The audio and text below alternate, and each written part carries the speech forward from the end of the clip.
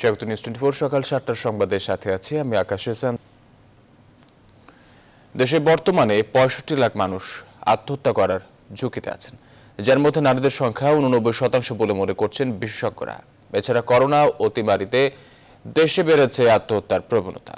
UNICEF, বিশ্ব স্বাস্থ্য সংস্থা, জাতীয় মানসিক রোগ গবেষণা ইনস্টিটিউট ও পরিসংখ্যান ব্যুরোর তথ্য বলছে, গেল বছর দেশে করোনায় সংক্রমিত মৃত্যুর দ্বিগুণ সংখ্যক মানুষ আত্মহত্যা করেছেন।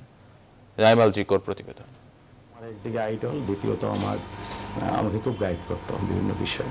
2018 সালের ডিসেম্বর মাসে স্কুল শিক্ষকরা অরিত্রীর সামনেই বাবা দিলীপ অধিকারীকে অপমান করেন, যা সইতে না পেরে আত্মহত্যার পথ বেছে নেন ভিকারুন্নেসার শিক্ষার্থী অরিত্রী।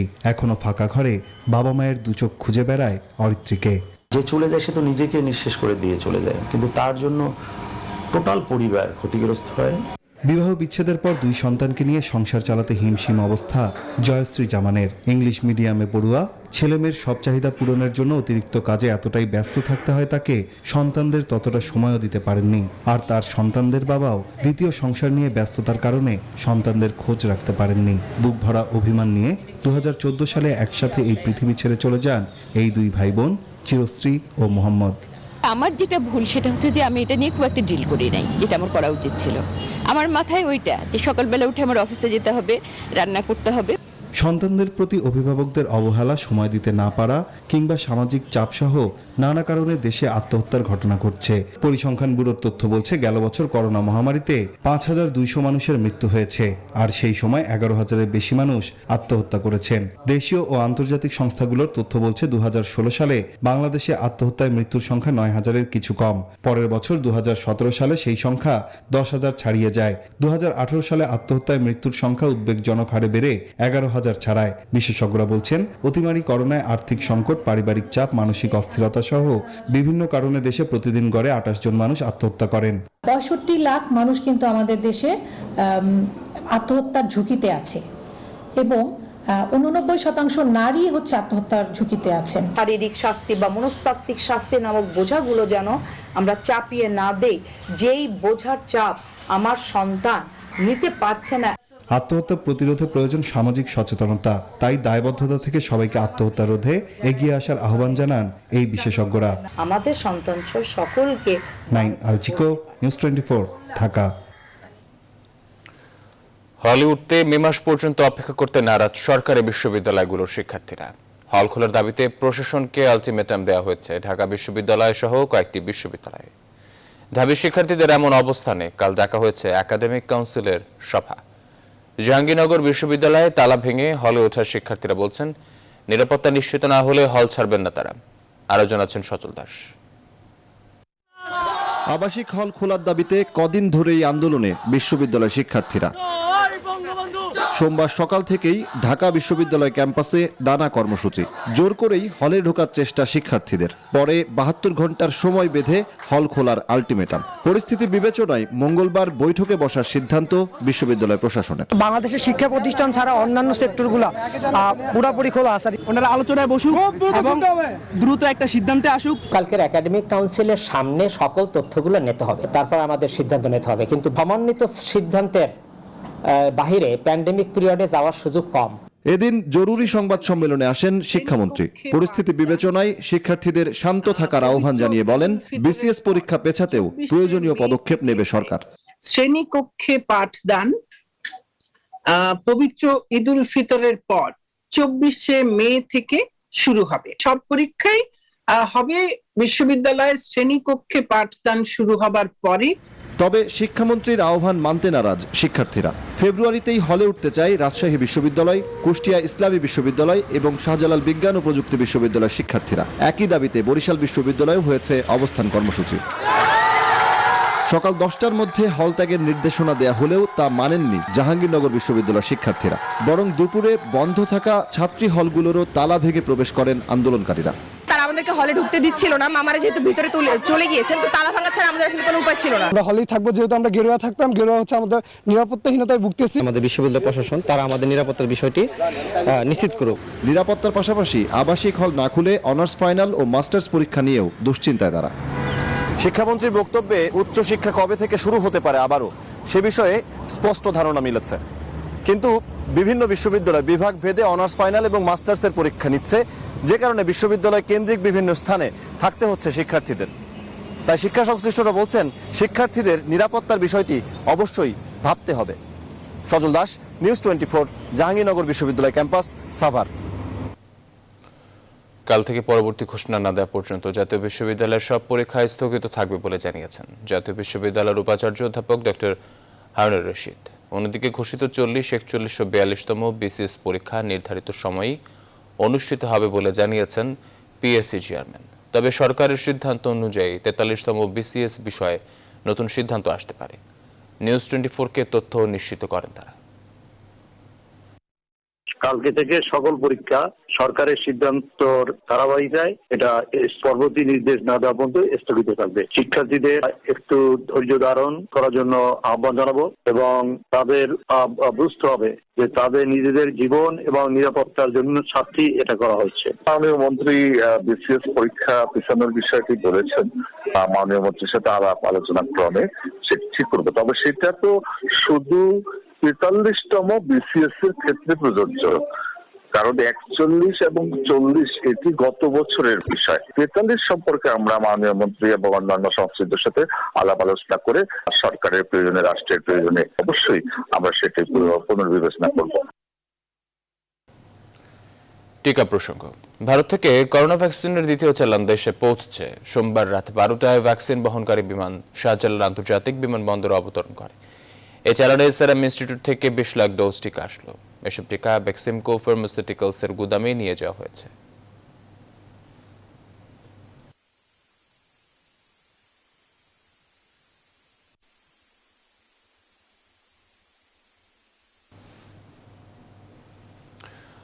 আজ 23 ফেব্রুয়ারি বাঙালির ইতিহাসে অনন্য একদিন। আগরতলা ষড়যন্ত্র মামলা মুক্তির পর 69 সালের আজকের দিনে বাঙালির অবিসংবাদিত নেতা শেখ মুজিবুর রহমানকে কেন্দ্রীয় ছাত্র সংগ্রাম পরিষদের সংবর্ধনায় বঙ্গবন্ধু উপাধিতে ভূষিত করা হয়। শাহলী জয়ের রিপোর্টে বিস্তারিত। বাঙালির অধিকার আদায় অদম্য শেখ মুজিবুর রহমানকে থামিয়ে দিতে বারবার কারাগারে পাঠিয়েছে পাকিস্তানি শাসক গোষ্ঠী। দেয়া হয়েছে একের পর এক মিথ্যা মামলা। আগরতলা ষড়যন্ত্র মামলা ছিল তেমনই একটি। এ মামলায় 1968 সালে শেখ মুজিবুর রহমানকে গ্রেফতার করা হয়। অভিযোগ আনা হয় তিনি কয়েকজন রাজনৈতিক কর্মী, সামরিক বেসামরিক কর্মকর্তাদের নিয়ে ষড়যন্ত্র করছেন সশস্ত্র অভ্যুত্থানের মাধ্যমে পূর্ব বাংলাকে স্বাধীন রাষ্ট্র হিসেবে প্রতিষ্ঠিত করতে। বাঙালির অবিসংবাদিত নেতার বিরুদ্ধে এমন মামলায় ফুঁসে ওঠে এদেশের মানুষ। স্বৈরাচারী আইয়ুব খানের বিরুদ্ধে তীব্র আন্দোলন শুরু হয় পূর্ব বাংলায়। আমরা সংবিধান ভঙ্গ করে 1969-এর 20 ফেব্রুয়ারি আমরা মশাল মিছিল করি, নগরকে আমরা মশালের নগরীতে রূপান্তরিত করি। আমরা আলটিমেটাম দেই যে আগামী 24 ঘন্টার মধ্যে যদি প্রিয় নেতাকে কারাগার থেকে মুক্তি দেওয়া না হয় আমরা আগুন জ্বালিয়ে দেব। এবং ঠিকই 22 ফেব্রুয়ারি প্রিয় নেতা বঙ্গবন্ধুকে সেই ক্যান্টনমেন্টের থেকে, ফাঁসির মঞ্চ থেকে মুক্তি দেওয়া হয়। আওয়ামী লীগের প্রবীণ নেতা তোফায়েল আহমেদ ছিলেন তৎকালীন ডাকসু ভিপি। 23 ফেব্রুয়ারির গণসংবর্ধনায় বাংলার অকৃত্রিম বন্ধুকে নতুন উপাধিতে ভূষিত করার ঘোষণা করেন তিনি। 10 লক্ষ লোক হাত উত্তোলন করে সম্মতি দেবার পরে বাংলার জনগণের পক্ষ থেকে আমি বলার সুযোগ লাভ করেছিলাম যে নেতা তার জীবনের যৌবন কাটিয়েছেন পাকিস্তানের কারাগারে, ফাঁসির মঞ্চে দাঁড়িয়ে মৃত্যুকে আলিঙ্গন করেছেন, সেই প্রিয় নেতাকে বাঙালি জাতির পক্ষ থেকে কৃতজ্ঞ চিত্তে আজ বঙ্গবন্ধু উপাধিতে ভূষিত করলাম। এবং বক্তৃতার শেষে যখন ঘোষণা করলাম, এখন আপনাদের সামনে বক্তৃতা করবেন আমাদের প্রিয় নেতা বঙ্গবন্ধু শেখ মুজিবুর রহমান। এরপর থেকে সর্বকালের সর্বশ্রেষ্ঠ বাঙালি শেখ মুজিবুর রহমান বঙ্গবন্ধু উপাধিতেই পরিচিত। শাহ আলী জয়, নিউজ 24, ঢাকা। প্রধানমন্ত্রী শেখ হাসিনা বলেছেন, নিজস্ব সংস্কৃতিকে ধরে রেখেই সামনের দিকে এগিয়ে যেতে হবে। আন্তর্জাতিক মাতৃভাষা দিবসে আওয়ামী লীগ আয়োজিত আলোচনা সভায় তিনি কথা বলেন। স্বাধীনতার সুবর্ণ জয়ন্তীতে এবং জাতির জনকের জন্মশতবার্ষিকীর বছরে ক্ষুধা ও দারিদ্র্য নির্মূল করে স্বাধীনতাকে আরও অর্থবহ করে তোলার তাগিদ দেন আওয়ামী লীগ সভাপতি। শাহলী জয়ের প্রতিবেদন। শহীদ দিবস এবং আন্তর্জাতিক মাতৃভাষা দিবস উপলক্ষে দলের কেন্দ্রীয় কার্যালয়ে এই আলোচনা সভার আয়োজন করে আওয়ামী লীগ। ভার্চুয়াল প্ল্যাটফর্মে গণভবন থেকে এতে যুক্ত হন আওয়ামী লীগ সভাপতি প্রধানমন্ত্রী শেখ হাসিনা। সভাপতির বক্তব্যে তিনি বলেন, 21 ফেব্রুয়ারি শুধু বাঙালির নয়, বরং সারা বিশ্বের প্রতিটি ভাষার মানুষের। আজকে সমগ্র বিশ্বের প্রতিটি ভাষাভাষী মানুষই উদযাপন করছে। ভাষা আন্দোলনে জাতির জনকের অবদানের কথা তুলে ধরে প্রধানমন্ত্রী বলেন, বঙ্গবন্ধুকে নিয়ে পাকিস্তানি গোয়েন্দা সংস্থার রিপোর্টেই তা উল্লেখিত আছে। আমি জানি না পৃথিবীতে আর কোনো দেশে আর কোনো নেতার বিরুদ্ধে গোয়েন্দা সংস্থার লেখা কোনো ডকুমেন্ট এভাবে প্রকাশ হয়েছে কিনা, হয়নি। আমি আওয়ামী লীগের নেতাদের বলবো যে ভাষা সংগ্রামের ইতিহাস জানতে হলে এই ডকুমেন্টগুলি সবাইকে পড়তে হবে। শেখ হাসিনা বলেন, স্বাধীনতার সুফল প্রতি ঘরে ঘরে পৌঁছে দিতে চায় সরকার। 25 বর্ষ এবং স্বাধীনতার সুবর্ণ জয়ন্তী, একটি মানুষও ঠিকানাবিহীন থাকবে না, একটি মানুষও গৃহহারা থাকবে না, এটাই আমাদের লক্ষ্য। সেই লক্ষ্য আমরা বাস্তবায়ন করে যাচ্ছি এবং ইনশাআল্লাহ এটা আমরা সম্পন্ন করতে পারবো, সেই হিসাব আমরা নিয়েছি। আমাদের উন্নয়নের সকল চিন্তাটা হচ্ছে একেবারে তৃণমূলের মানুষের অন্ন, বস্ত্র, বাসস্থান, চিকিৎসা, শিক্ষার ব্যবস্থা করা। সেখান থেকেই কিন্তু আমরা আমাদের পরিকল্পনা নিচ্ছি এবং সেখান থেকে আমরা কাজ করে যাচ্ছি। আলোচনায় উঠে আসে করোনা প্রসঙ্গ। প্রধানমন্ত্রী বলেন, সঠিক পদক্ষেপের কারণেই যথাযথ সময়ে টিকা পেয়েছে বাংলাদেশ। টিকাটা আমরা সংগ্রহ করেছি, অনেক দেশ করতে পারেনি, কিন্তু আমি আগাম ব্যবস্থা নিয়েছিলাম বলে এটা সম্ভব হয়েছে। আমরা এটা করছি, কিন্তু সাথে সাথে সবাইকে সুরক্ষিত থাকার ব্যবস্থা রাখতে হবে। এই কারণে যে এটার কার্যকারিতা কতটুকু কি, এটা গবেষণা পর্যায়ে আছে, তবুও অন্তত মানুষকে সুরক্ষা দিচ্ছে। কিন্তু সুরক্ষা দিলেও নিজেকে আরো সুরক্ষিত করতে হবে, কারণ এর দ্বিতীয় ডোজও দিতে হবে। করোনা টিকা নেওয়া হলেও আপাতত সবাইকেই স্বাস্থ্যবিধি মেনে চলার তাগিদ দেন প্রধানমন্ত্রী শেখ হাসিনা। আরো সুরক্ষিত করতে হবে, কারণ এর দ্বিতীয় ডোজও। শাহ আলী জয়, নিউজ 24, ঢাকা। রাষ্ট্রের সর্বোচ্চ আইন কর্মকর্তার নাম ক্ষমতাসীন আওয়ামী লীগের তথ্য ও গবেষণা কমিটির সদস্য তালিকা থাকায় বিস্ময় ও ক্ষোভ প্রকাশ করেছে বিএনপি। সোমবার গুলশানে দলের চেয়ারপারসনের কার্যালয়ে বিএনপির স্থায়ী কমিটির সদস্য নজরুল ইসলাম খান সংবাদ সম্মেলনের মাধ্যমে দলের এই মনোভাব ব্যক্ত করেন। জানান, অসুস্থ অবস্থায় নিজ গৃহে বন্দী খালেদা জিয়ার বিরুদ্ধে নড়াইলের আদালতে গ্রেফতারি পরোয়ানা জারির ঘটনায় দলের স্থায়ী কমিটির সভায় তীব্র নিন্দা ও প্রতিবাদ জানানো হয়েছে। আওয়ামী লীগের তথ্য গবেষণা উপকমিটিতে রাষ্ট্রের প্রধান আইন কর্মকর্তা অ্যাটর্নি জেনারেলকে সদস্য নিয়োগ করায় বিএনপি দৃঢ়ভাবে মনে করে যে দেশের বিচার বিভাগের ভাবমূর্তি ও রাষ্ট্রের প্রধান আইন কর্মকর্তার পদের নিরপেক্ষতা যাতে প্রশ্নবিদ্ধ না হয় তা নিশ্চিত করার লক্ষ্যে অ্যাটর্নি জেনারেলেরই উচিত হয় দলীয় পদ কিংবা অ্যাটর্নি জেনারেলের পদ থেকে পদত্যাগ করা। করোনা পরিস্থিতির উন্নতি হলেও বাড়ছে না পোশাকের ক্রয়াদেশ। ইউরোপ, আমেরিকায় গরমকালীন পোশাকের মৌসুম সামনে রেখে কাঙ্ক্ষিত সাড়া নেই ক্রেতাদের। উল্টো কম মূল্যের পোশাকে ঝুঁকছেন ক্রেতারা। কারখানা টিকিয়ে রাখতে সেই সব ক্রয়াদেশ নিতেও বাধ্য হচ্ছেন কারখানা মালিকরা। এমন পরিস্থিতিতে সরকার ও মালিক সংগঠনগুলোর ভূমিকা রাখার কথা বলছেন বিশেষজ্ঞরা। সুলতান আহমেদ জানাচ্ছেন বিস্তারিত। করোনা মহামারীর শুরুর দিকে এক প্রকার থমকে গিয়েছিল তৈরি পোশাক রপ্তানি। তবে পরিস্থিতির উন্নতির সাথে সাথে বাড়তে থাকে রপ্তানি আদেশ। সেপ্টেম্বর অক্টোবর মাসে রপ্তানি প্রবৃদ্ধি নিয়ে সন্তুষ্ট ছিল কারখানা মালিকরা। তবে ডিসেম্বর থেকে পাল্টে যায় সেই প্রেক্ষাপট।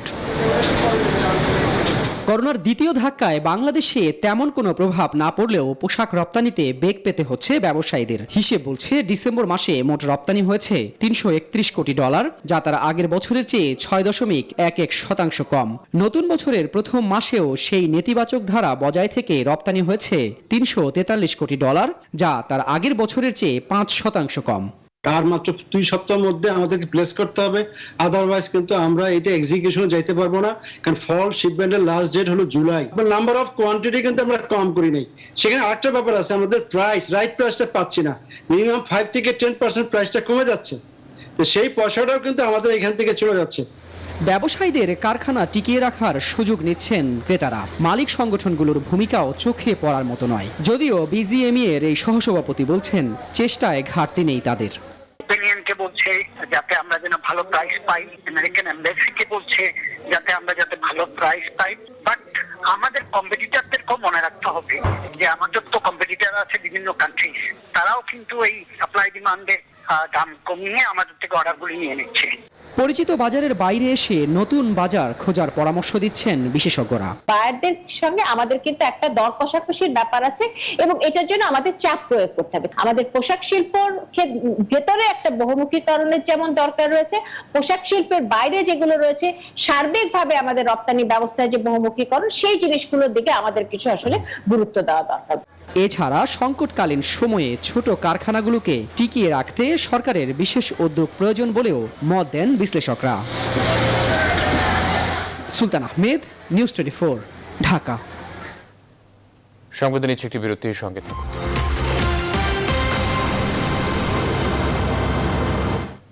বিরতির পর আবার স্বাগত সংবাদে। চট্টগ্রামে 16 কিলোমিটার দীর্ঘ লালখান বাজার থেকে পতেঙ্গা পর্যন্ত এলিভেটেড এক্সপ্রেসওয়ে নির্মাণের কাজ চলছে দ্রুত গতিতে। এরই মধ্যে 42% কাজ শেষ হয়েছে। 1 থেকে 1.5 বছরের মধ্যে বন্দর নগরীর সবচেয়ে বড় এই উড়াল সেতু যান চলাচলের জন্য খুলে দেওয়া হবে বলে আশা প্রকাশ করছেন সিডিএর প্রধান প্রকৌশলী নয়ন বুরাজয়ের তথ্য ও চিত্রে ডেস্ক রিপোর্ট। চট্টগ্রামের বহদ্দারহাট এবং মুরাদপুর ফ্লাইওভার নির্মাণের পর এবং লালখান বাজার থেকে পতেঙ্গা পর্যন্ত 16 কিলোমিটার দীর্ঘ এলিভেটেড এক্সপ্রেসওয়ের কাজ এগিয়ে চলছে পুরোদমে। পতেঙ্গা থেকে সল্টগোলা পর্যন্ত 8 কিলোমিটার অংশে বসছে 200 পিলার, বসানো হচ্ছে গার্ডারও। সিডিএর দাবি এরই মধ্যে 42% নির্মাণ কাজ শেষ হয়েছে। ইতিমধ্যেই আমরা 42% কাজ আমরা শেষ করতে পেরেছি এবং ইনশাআল্লাহ আগামী 1 থেকে 1.5 বছরের মধ্যে আমরা আমাদের এই কাজটা সম্পন্ন করতে পারবো। এদিকে এলিভেটেড এক্সপ্রেসওয়ের নির্মাণ কাজের জন্য তীব্র যানজটে যাত্রী ভোগান্তি বাড়লেও এলিভেটেড এক্সপ্রেসওয়ে চালু হলে সুফল পাবেন এমনটা প্রত্যাশা চট্টগ্রামবাসীর। সুবিধা অনেক কিছু, এই যে ইপিজেডের যানজটটা কমবে। এক্সপ্রেস রোড চালু হলে আমাদের যে যাতায়াতের ব্যবস্থা অনেক সহজতর হবে। ফেলা আবার হয়ে গেলে যানজট থাকবে না।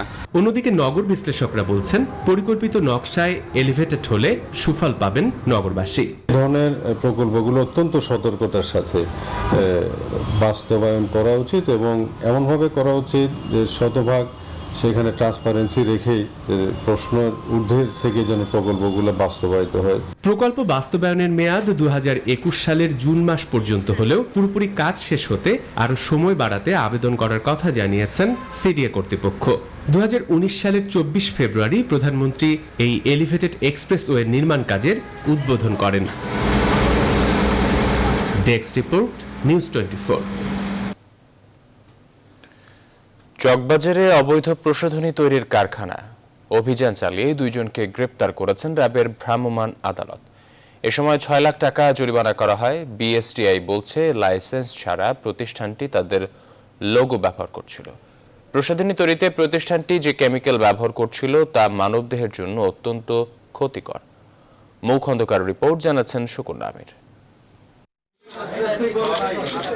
এভাবেই তৈরি হচ্ছে নামকরা দেশি বিদেশি প্রসাধনী সামগ্রী, নেই কোনো রকম ল্যাব টেস্ট। সোমবার দুপুরে চকবাজারের রহমতগঞ্জে অভিযান চালায় র্যাব ও বিএসটিআই। প্রতিষ্ঠানের কর্মচারীরা স্বীকার করেন কয়েক বছর ধরেই তারা এভাবে প্রসাধনী তৈরি করছেন। ধরেন খান মার্কেটে দেই, চক মার্কেটে দেই, যে অর্ডার পাই হ্যাঁ আমাকে ফোন দিয়ে কয় আমি দিয়ে আসি। আবার ধরেন ওখানে ঘোরাফেরা করি, আবার ওই মার্কেটে বোঝা পাইলে আবার টেনা সরে নিয়ে দিই।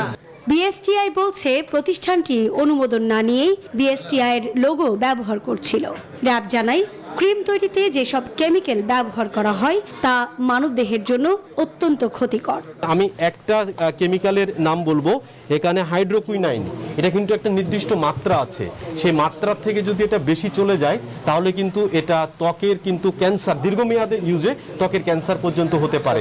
এ ঘটনায় প্রতিষ্ঠানটির 2 জনকে গ্রেফতারের পাশাপাশি 6 লাখ টাকা জরিমানা করা হয়। সুকন্যা আমির, নিউজ 24, ঢাকা। 21 পদকপ্রাপ্ত বরেণ্য গীতিকবি গাজী মাজহারুল আনোয়ারের 78তম জন্মদিনে প্রকাশিত হলো অল্প কথার গল্প গান শিরোনামের একটি বই। রাজধানীর একটি ক্লাবে এই জীবন্ত কিংবদন্তির জন্মদিন উদযাপনের সাথে হয় বইটির প্রকাশনা অনুষ্ঠান, যেখানে উঠে আসবে তার বিখ্যাত গান সৃষ্টির নেপথ্যের গল্প। এদিন অনুষ্ঠানে উপস্থিত হয়েছিলেন শোবিজ অঙ্গনের রথী মহারথীরা। বিস্তারিত জানাচ্ছেন ফাতেমা কাউসার। এই মিলন মেলা বাংলাদেশের কিংবদন্তি গীতিকবি গাজী মাজহারুল আনোয়ারের ৭৮তম জন্মদিন উদযাপনের, যার হাত দিয়ে এসেছে ২০,০০০-এরও বেশি গান। দীর্ঘ ৬০ বছর ধরে যিনি বেতার, টেলিভিশন সহ বিভিন্ন মাধ্যমকে করেছেন সমৃদ্ধ। বিবিসির জরিপে সর্বকালের সেরা ২০ গানের তালিকায়ও রয়েছে গাজী মাজহারুল আনোয়ারের ৩টি গান। এবার এই কিংবদন্তির ২০,০০০ গান থেকে ২০০টি গান নিয়ে বই প্রকাশ করলেন তার সন্তানরা। উপস্থিত ছিলেন সঙ্গীত ও চলচ্চিত্রের সব নামকরা তারকারা। বিশেষ করে আমাদের সাথে আমাদের মাঝে দীর্ঘদিন থাকবেন। আমি নিজেকে ধন্য মনে করি যে গাজী ভাইয়ের মতো লেখকের আমি অনেক অনেক ছবিতে লিপসিং করতে পেরেছি। শত শত সিনেমা দেখা হয়েছে তো দেখা যায় যে সিনেমার যে গানটাই ভালো লাগে সেটাই দেখা যায় যে গাজী আঙ্কেলের লেখা। জীবনের এই সময়ে এসে নিজের সৃষ্টিকে দেশের আপাময় মানুষের কাছে পৌঁছে দিতেই এই প্রয়াস। যে অঙ্গনে আজকে আমার নামটা এখানে এসছে সেটা হলো একটা সাংস্কৃতিক অঙ্গন। সেই বিবর্ণ অবস্থাটাকে কোনো অবস্থাতে মেনে নেওয়া যাবে না। তারই প্রতিবাদ স্বরূপ আমি কিছু কর্ম করে যাচ্ছি বা করছি, এবং যারা আমার এই কর্মটার জন্য এগিয়ে এসছে আমার পাশে এবং যারা এটা প্রচারের জন্য এখানে এসেছেন, আমি তাদের সবাইকে আন্তরিক শুভেচ্ছা জানাচ্ছি। ভাষাচিত্র প্রকাশনী থেকে প্রকাশ করা হয়েছে অল্প কথার গল্পগান শিরোনামের বইটি। পর্যায়ক্রমে তার সব গান গ্রন্থ আকারে প্রকাশ করার কথা জানান তার সন্তানরা। গাজী মাজহারুল আনোয়ারের পরিবার হিসেবে এই উদ্যোগটি নিয়েছি, কিন্তু আমি মনে করি যে আমাদের দেশে আরও যারা কিংবদন্তি রয়েছেন প্রত্যেকেরই আসলে এই উদ্যোগটি নেওয়া উচিত। ওনার যেসব বিখ্যাত গান আছে সেসব গানগুলির পিছনে অনেক সুন্দর সুন্দর ইন্টারেস্টিং স্টোরি আছে। এই স্টোরিগুলি শুধু আমরাই কেন শুনবো, এদেশের প্রতিটা মানুষের, প্রতিটা জনগণের, প্রতিটা পরিবারের এই গানগুলির পিছনের ইতিহাস শোনার অধিকার আছে। গীতিকার হিসেবে গাজী মাজহারুল আনোয়ার 5 বার পেয়েছেন জাতীয় চলচ্চিত্র পুরস্কার। এছাড়াও 2002 সালে 21 পদক, 1972 সালে প্রেসিডেন্ট স্বর্ণ পদক, SM সুলতান স্মৃতি পদক, একাধিকবার বাচসাস পুরস্কার সহ অসংখ্য সম্মাননা রয়েছে তার ঝুলিতে। ফাতেমা কাউসার, নিউজ 24, ঢাকা। ঝালকাঠির গরুধাম এলাকায় সুগন্ধা নদীতে আকস্মিক ভাঙন দেখা দিয়েছে। স্থানীয়রা জানায় গেল এক সপ্তাহের ভাঙনে নদীগর্ভে বিলীন হয়েছে বসতবাড়ি ও ফসলি জমি। হুমকির মুখে রয়েছে শহর রক্ষা বাঁধ, বাসস্ট্যান্ড সহ বহু স্থাপনা। ভিটেমাটি হারিয়ে দিশেহারা নদী তীরবর্তী মানুষ। ভাঙন রোধে দ্রুত ব্যবস্থা নেওয়ার দাবি এলাকাবাসীর। SM রেজাল করিমের তথ্য ও চিত্রে ডেস্ক রিপোর্ট। ঝালকাঠি শহরের গরুধাম এলাকায় সুগন্ধা নদীতে শুল্ক মৌসুমে হঠাৎ করে ভাঙন দেখা দিয়েছে। গেল কয়েকদিনের ভাঙনে ভিটে মাটি হারিয়ে খোলা আকাশের নিচে বসবাস করছে কয়েকশো মানুষ। না ঠিক আছে। স্থানীয়রা জানান ঝুঁকিতে রয়েছে শহর রক্ষা বাঁধ, বাসস্ট্যান্ড, বসতঘর সহ বহু স্থাপনা। এমনকি নদী তীরের বিশাল এলাকা ধরে নতুন ফাটল দেখা দিয়েছে। এ অবস্থায় ভাঙন আতঙ্কে ঘরবাড়ি সরিয়ে অন্যত্র আশ্রয় নিয়েছেন অনেকে। আমরা এখন গড়টারে ভাঙিয়ে নিতেছি, যে কোনো মুহূর্তে যাইতে পারে। গড়টা তো এখন পুরো নামিয়ে যাইতে আছে, এখন আমরা সবাই আতঙ্কের ভিতরে আছি। এমন পরিস্থিতিতে ভাঙন রোধে দ্রুত ব্যবস্থা নেওয়ার দাবিতে বুধবার মানববন্ধন করে ক্ষতিগ্রস্ত পরিবার ও এলাকাবাসী। জেলা প্রশাসক জানান পূর্ব পশ্চিম থেকে সুগন্ধা নদীর ভাঙনে বেশ কিছু এলাকা ক্ষতিগ্রস্ত হয়েছে। ভাঙন রোধে কার্যকর ব্যবস্থা নেওয়ার জন্য ঊর্ধ্বতন কর্তৃপক্ষকে জানানো হয়েছে। ওইখানে ভাঙন রোধ করার জন্য ডিপিপি করা আছে এবং সেটা মন্ত্রণালয়ে জমা আছে। আমাদের MP মহোদয় সহ আমরা চেষ্টা করেছিলাম এবং আশা করছি যে শীঘ্রই ওইখানে ভাঙন রোধের বরাদ্দ পাওয়া যাবে। অসময়ে সুগন্ধা নদীর ভাঙন রোধে প্রশাসন দ্রুত কার্যকর পদক্ষেপ নেবে এমন প্রত্যাশা নদী তীরবর্তী মানুষের। Desk report, news 24। এবার কৃষি সংবাদ।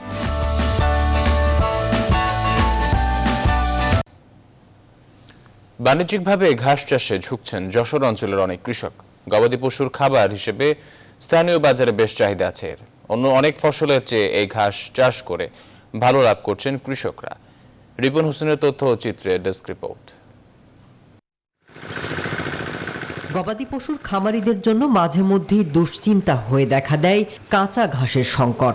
প্রাকৃতিকভাবে উৎপন্ন ঘাস চাহিদা অনুযায়ী পাওয়া যায় না সব সময়, কিন্তু এর অভাব দেখা দিলে কমে যায় গরুর দুধ উৎপাদন ও বৃদ্ধি। খামারিদের চাহিদার কথা মাথায় রেখে উচ্চ ফলনশীল জাতের বিদেশি ঘাস বাণিজ্যিকভাবে চাষ শুরু করেছে যশোর অঞ্চলের অনেক চাষি। জেলা প্রাণী সম্পদ বিভাগের সরবরাহ করা থাইল্যান্ডের পাকচক এক জাতের ঘাসে লাভ পাচ্ছেন তারা। আমাদের যে প্রাণী সম্পদ আছে নাজির শঙ্করপুর যশোর, সেখান থেকে আমাকে এর কয়েকটা কাটিং দিছিল, সেখান থেকে আমি আস্তে আস্তে বাড়াইছি। প্রায় 15 বিঘার উপরে করেছি। 3 থেকে 5 টাকা কেজি দরে আমি বিক্রি করি। এই বিক্রি করাতে আমিও লাভবান হচ্ছি, পাশাপাশি খামারিরাও লাভবান হচ্ছে। ঘাসের জমিতে কাজ করে অনেকে সংসার খরচও চালাচ্ছেন। আমরা গাছের চাষ করি, 200 টাকা করে হাজিরে পাই, তাইতে আমাকে সংসার চলে যায়। নিজেরা বিক্রি করি না, নিজেদের গরুর আর কি ফার্মের গরুর খাওয়াই। প্রাণী সম্পদ বিভাগ বলছে দেশি ঘাসের চেয়ে পাকচঙের পুষ্টিমান বেশি, ফলে গবাদি পশুর দুধ ও ওজন বৃদ্ধি পায়। প্রতি উপজেলাতেই আমরা প্রদর্শনী প্লট আছে এবং গাছটা সেটাকে আপনাকে মানুষকে দেওয়ার জন্য সেটা আপনার উদ্বুদ্ধ করে চাষ আপনার ইমপ্রুভমেন্ট হচ্ছে এবং প্রতি এলাকাতেই গাছ আছে। পাকচং উৎপাদনের সময় কম লাগে, চারা রোপণের 60 দিনের মধ্যে ঘাস সংগ্রহ শুরু করা যায়। Desk report, news 24। পরিযায়ী পাখির কলকাকলিতে মুখরিত হয়ে উঠছে নওগাঁর সাপাহারের জবিপিল। এসব পাখির সৌন্দর্য উপভোগ করতে প্রতিদিন দূর দূরান্ত থেকে আসছেন পাখি প্রেমীরা। তবে পাখির অভয়াশ্রমের জন্য একটি ইকো ট্যুরিজম পার্ক গড়ে তোলার দাবি স্থানীয়দের। বাবুল আক্তার রানার তথ্য ও চিত্রে ডেস্ক রিপোর্ট। প্রতি বছরের মতো এবছরও নওগাঁর জবইবিলে এসেছে পরিযায়ী পাখি। পিয়াং হাঁস, পাতিসরালি, সেংজা হাঁস, বালি হাঁস, পানকৌড়ি সহ বিভিন্ন প্রজাতির পাখির কলকাকলিতে মুখর এই বিল। এসব পাখি দেখতে প্রতিদিন দূর দূরান্ত থেকে আসছেন পাখি প্রেমীরা। এই শীতের শেষ মুহূর্তে পাখিগুলো আসে, অনেক দূর দূরান্ত থেকে আসে, বিদেশ থেকে আসে। এখানে অনেক পাখি দেখলাম, অনেক সৌন্দর্য উপভোগ করলাম। পাখিদের অভয়াশ্রমের জন্য একটি ইকো ট্যুরিজম পার্ক গড়ে তোলার দাবি জানিয়েছেন অনেকেই। সরকার থেকে যাতে এই বিলে একটা ইকো ট্যুরিজম পার্ক যাতে গড়ে তোলা হয়, এই যে পার্কের মাধ্যমে আমাদের এই স্থানীয় কিছু কর্মসংস্থান হবে। তবে এই বিলকে একটি আকর্ষণীয় পর্যটন কেন্দ্র হিসেবে গড়ে তোলার জন্য উদ্যোগ নেওয়া হচ্ছে বলে জানালেন সংশ্লিষ্টরা।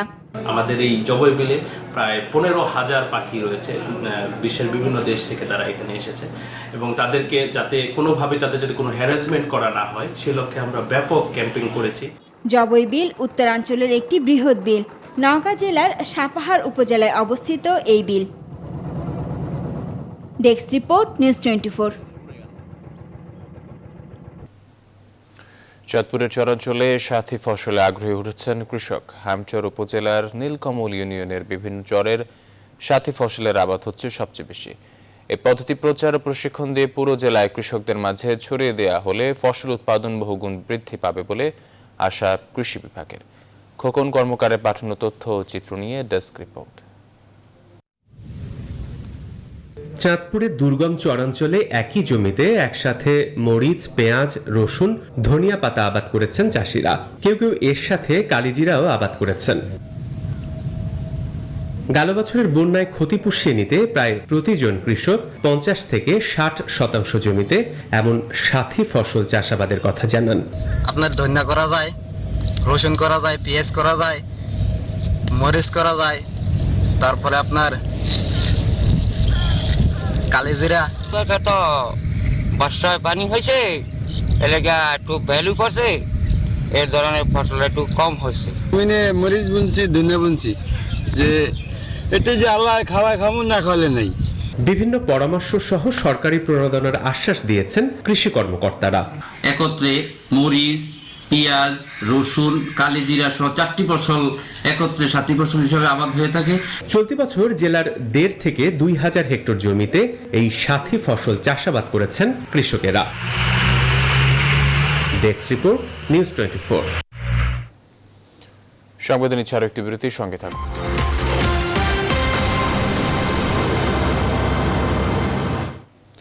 বিরতির পর আবারও স্বাগত সংবাদে। এবার আন্তর্জাতিক প্রসঙ্গ।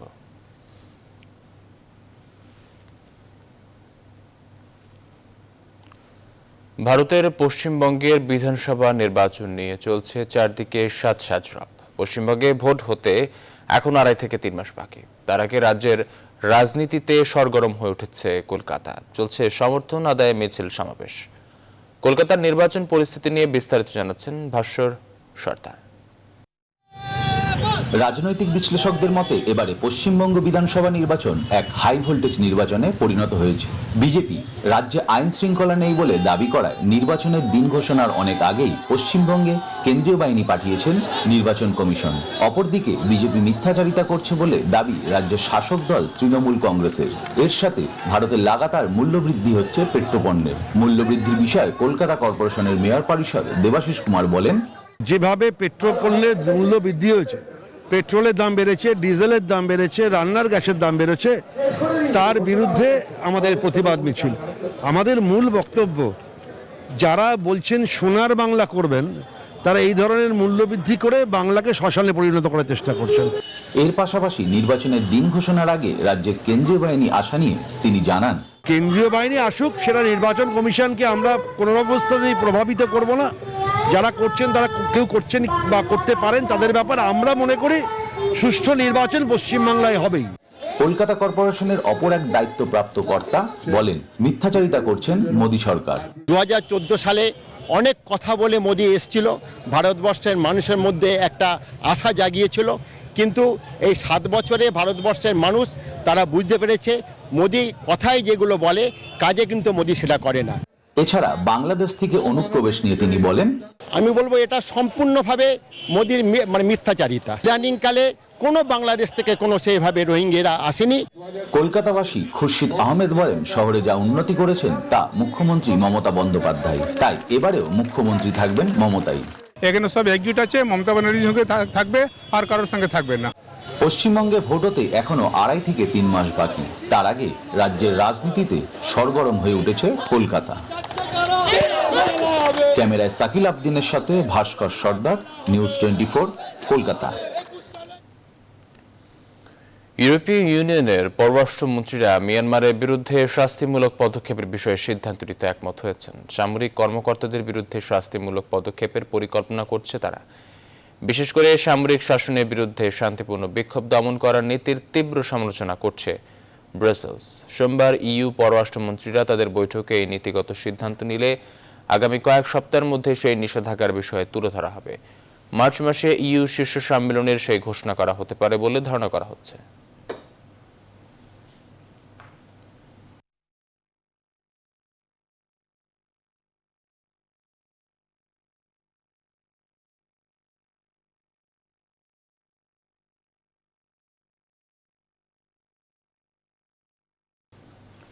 নিচে আরো একটি বিরতির সঙ্গে থাকুন।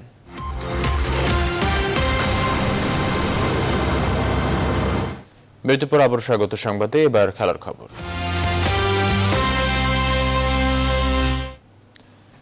ক্রিকেটারদের সাথে নতুনভাবে কেন্দ্রীয় চুক্তি করবে বোর্ড। এতে একজন ক্রিকেটার কোন কোন ফরম্যাটে খেলতে চায় তা স্পষ্ট করা হবে। মূলত শ্রীলঙ্কার বিপক্ষে টেস্ট সিরিজ বাদ দিয়ে সাকিব আল হাসান আইপিএলকে বেছে নেয় এই সিদ্ধান্ত নিয়েছে বিসিবি, যাতে করে ভবিষ্যতে সিরিজের আগে কেউ টেস্ট খেলা থেকে বেঁকে না বসতে পারে। বিসিবি সভাপতি নাজমুল হাসান পাপন জানিয়েছেন, সাকিবের টেস্ট না খেলা হতাশাজনক। এদিকে মঙ্গলবার বিকেলে নিউজিল্যান্ডের উদ্দেশ্যে ঢাকা ছাড়বে বাংলাদেশ ক্রিকেট দল। বিস্তারিত জানাচ্ছেন পার্থবণিক। কারো মুখ গোমরা তো কারো মুখে হাসি। নিউজিল্যান্ডগামী দলের ফটো সেশনে তামিম মুশফিকের এই মিশ্র অভিব্যক্তি যেন বলে দেয় বাংলাদেশ ক্রিকেটের সাম্প্রতিক অবস্থা, যেখানে ওয়ানডেতে টাইগারদের অদম্য পারফরমেন্স আর টেস্টে ছন্ন ছাড়া রূপ দুটোই অবস্থান করে পাশাপাশি। যে রোগের কারণে একই দলের এই দুই ভিন্ন রূপ, এবার তার ভ্যাকসিন নিয়ে হাজির বিসিবি। টেস্ট ক্রিকেটকে শক্তিশালী করতে ক্রিকেটারদের সাথে নতুন চুক্তিতে যাচ্ছে বোর্ড, যেখানে থাকবে ম্যাচ খেলার বাধ্যবাধকতা। আমরা ওদের সাথে একটা কন্ট্রাক্টে যাব, এখন ওখানটাও ক্লিয়ারলি লেখা থাকবে যে কে কোন ফরম্যাট খেলতে চায়, তাদেরকে বলতে হবে। এবং এটাও জানতে হবে যে তাদের যদি ওই সময় অন্য কোনো জায়গায় অন্য কোনো কিছু থাকে, তাহলে তারা কি ন্যাশনাল টিমে খেলবে না ওখানে। কারণ এই কন্ট্রাক্টে যে সই করবে তাকে তখন তো আমরা যেতে দিব না। সাকিবের এই সিদ্ধান্তে মন খারাপ নাজমুল হাসান পাপনের। জানিয়েছেন, দেশের প্রয়োজনের সময় এভাবে সরে দাঁড়ানো মোটেও কাম্য নয়। একটা প্লেয়ারের পিছনে তো কম ইনভেস্ট করি না আমরা। এরপরে যদি কেউ বলে যে আমি নেক্সট টেস্টটা না খেলে, মানে আমার ধারণা ছিল সবাই উঠে পড়ে লাগবে যে নেক্সট টেস্টটা আমাদের জিততেই হবে, সেই জায়গায় যদি কেউ মনে করে এটা খেলবে না, অন্য একটা ফ্র্যাঞ্চাইজি লিখবে, এরপর আর কিছু বলার থাকে না। সাকিবের মতো মুস্তাফিজও এবার আইপিএলে দল পেয়েছেন। প্রশ্ন থেকেই যায়, ফিজ কি সাকিবের পথ ধরবেন নাকি লঙ্কায় দলের হাল? মুস্তাফিজ আজকে এসেছিল আমার সাথে দেখা করতে, আমাকে বলেছে সে আইপিএল এর ব্যাপারে যাবে কিনা জানতে চায়। আমি বলেছি দেখো এখানে আমার কিছুই বলার নাই, তুমি যদি খেলতে না চাও, তুমি যদি ওখানে যেতে চাও আমাদেরকে একটা চিঠি দিয়ে দাও, আমরা তোমাকে আটকাবো না। এবার প্রস্তুতি ছাড়াই নিউজিল্যান্ড যাচ্ছে বাংলাদেশ ক্রিকেট দল, যেটাকে নতুন অভিজ্ঞতা বলে উল্লেখ করেছেন বিসিবি সভাপতি। তবে এই চ্যালেঞ্জকে সঙ্গী করেই মঙ্গলবার বিকেল 4টায় তাসমান পাড়ের দেশে উড়াল দেবে টাইগাররা। পার্থ বণিক, নিউজ 24, ঢাকা। নিউজিল্যান্ডে পৌঁছে বাংলাদেশ দলকে থাকতে হবে 6 দিনের আইসোলেশনে, দেখা করার সুযোগ থাকবে না সতীর্থদের সাথেও। বিষয়টির সঙ্গে মানিয়ে নিতে চ্যালেঞ্জের মুখোমুখি হতে হবে বলে জানালেন তাসকিন আহমেদ। এছাড়াও নিউজিল্যান্ডে পূর্বের অভিজ্ঞতা কাজে লাগাতে চান এই ফাস্ট বোলার। বিস্তারিত রিপোর্টে। ঘরের মাঠে ক্যারিবীয়দের বিপক্ষে ওয়ানডে ও টেস্ট সিরিজের পর টাইগারদের পরবর্তী পরীক্ষার নাম নিউজিল্যান্ড। কিবিদের মাঠে 3টি ওয়ানডে ও 3টি টি-20 খেলবে বাংলাদেশ। সেখানে গিয়ে ক্রিকেটার সহ পুরো বাংলাদেশ দলকে থাকতে হবে 6 দিনের আইসোলেশনে। এ সময় সবাইকে আলাদাভাবে থাকতে হবে হোটেল রুমে। বিষয়টির সাথে পরিচিত নয় টাইগাররা। এটা আসলে একটা মেন্টালি অনেক টাফ চ্যালেঞ্জ, কারণ এরকম সিচুয়েশনে এর আগে কখনো থাকা হয় নাই। সম্পূর্ণ একই রুমে বন্দি এবং নিজেরই সবকিছু করা। নিউজিল্যান্ডের আবহাওয়া ও উইকেটের সঙ্গে মানিয়ে নেওয়াকে বড় চ্যালেঞ্জ হিসেবে দেখছেন তাসকিন। তবে সেখানে আগে খেলার অভিজ্ঞতা রয়েছে তাসকিন আহমেদের। সে অভিজ্ঞতা কাজে লাগিয়ে ওয়ানডে ও টি-20তে ভালো করতে চান তিনি। নিউজিল্যান্ডের আগেও আমার 2বার খেলেছি, আমি ওয়ার্ল্ড কাপ খেলেছি এবং নিউজিল্যান্ড সিরিজও খেলেছি।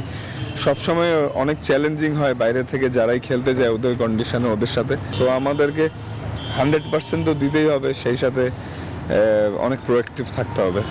এবারে আইপিএলে অংশ নেওয়ার কারণে বেশ কিছু সিনিয়র কিউই ক্রিকেটার দলে না থাকলেও নিউজিল্যান্ডে কাজটা কঠিন হবে বলেও জানান তিনি। ওর জায়গায় যারা রিপ্লেসমেন্ট হিসেবে খেলবে তারাও তাদের সেরাটা দিয়ে খেলবে। দিন শেষে আসলে আমাদের প্রপার এক্সিকিউট করাটা ইম্পর্টেন্ট। সূচি অনুযায়ী আগামী 20 মার্চ মাঠে গড়াবে সিরিজের প্রথম ওয়ানডে। তৌহিদুল ইসলাম, নিউজ 24। নিউজিল্যান্ডে পৌঁছে 6 দিনের কোয়ারেন্টাইনে থাকতে হচ্ছে বাংলাদেশ ক্রিকেট দলকে। কঠোর ব্যবস্থায় ক্রিকেটারদের ফিটনেস নিশ্চিতে বিসিবি থেকে নেওয়া হয়েছে পরামর্শ। আজ মিরপুরে শেরেবাংলা গণমাধ্যমের মুখোমুখি হয়ে নিজেদের পরিকল্পনার কথা জানিয়েছেন বিসিবি চিকিৎসক দেবাশিস চৌধুরী।